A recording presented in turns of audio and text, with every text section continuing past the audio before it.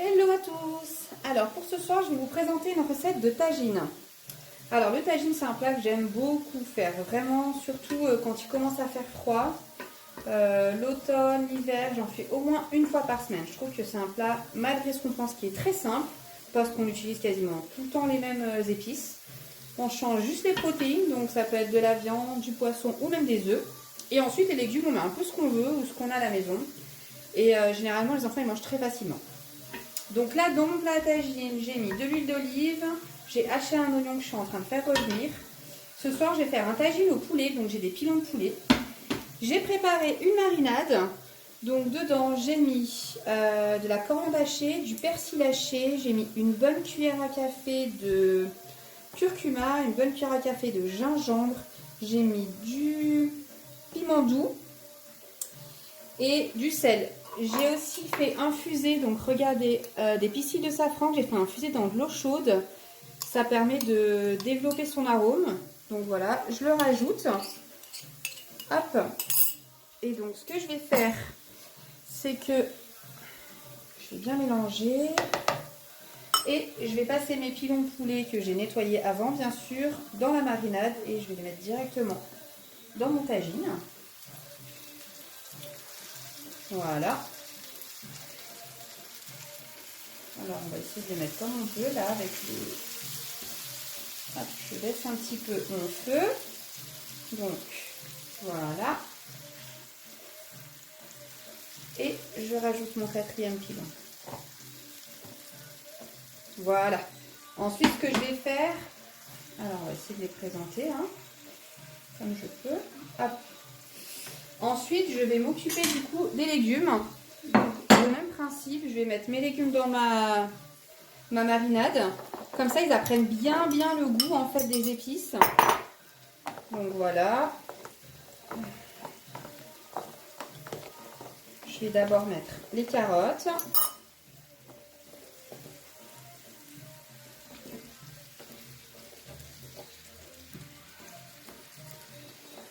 Hop.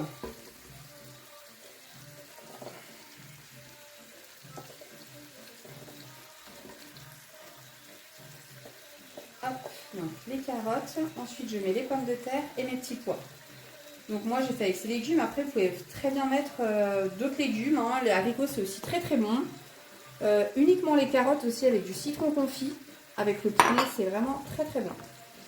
Voilà comme je vous ai dit, le tagine on peut mettre plein de choses, je fais souvent avec de l'épaule de veau, ou alors avec de la viande hachée, j'en fais de la kefta. Voilà. Alors, hop. Vous voyez, chaque légume est bien imprégné en fait par les épices. Et ah oui, j'ai oublié de vous dire, dans ma marinade, j'ai rajouté bien sûr de l'huile d'olive et puis un petit peu d'eau du coup pour qu'elle soit un peu plus, pour que j'ai un peu plus de marinade. Donc voilà, j'ai mis mes pommes de terre. Je vais finir avec les petits pois. J'ai mis des petits pois surgelés là. Et avec les petits pois, je vais finir en arrosant du coup mon tagine. Voilà. Donc vous voyez, la tagine, il est quasiment prêt. J'ai juste à finir de l'arroser en fait, parce que j'ai pas assez d'eau. Donc vu que c'est un système en fait, une fois que je vais mettre le couvercle, c'est un système de cuisson à la vapeur, il faut qu'il y ait de l'eau. Donc ce que je vais faire, c'est que je vais remettre de l'eau dans mon tupperware où il y avait toute ma marinade, comme ça je ne perds rien. Je remets de l'eau. Je rince bien mon tupperware en même temps. Et j'arrose du coup mon tagine. Alors j'en mets pas trop, vous voyez, je vais les garder pour plus tard parce que généralement il faut en rajouter peut-être après au bout de 30 minutes à peu près. Donc je me garde l'autre côté. Vous voyez là j'ai pas mal d'eau dans mon tagine.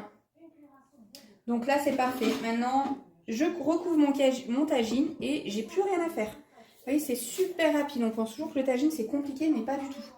Donc là, on va partir sur une cuisson, je pars sur une cuisson lente d'environ 1h30. Et je vous montrerai le résultat à la fin. À tout à l'heure. Je vous montre le résultat de mon tagine. Voilà, donc j'ai passé mes pilons 10 minutes au gris, parce que nous, on aime bien les manger comme ça. Et au total, j'en ai eu pour 1h15 de cuisson. Mais vraiment, c'était parfait. J'ai pas eu besoin de rajouter de l'eau, donc j'ai mis au total, je dirais, un grand verre d'eau, à peu près 150-200 ml d'eau. Et regardez-moi ça, c'est parfait, ça sent hyper bon. J'espère que ça vous a plu.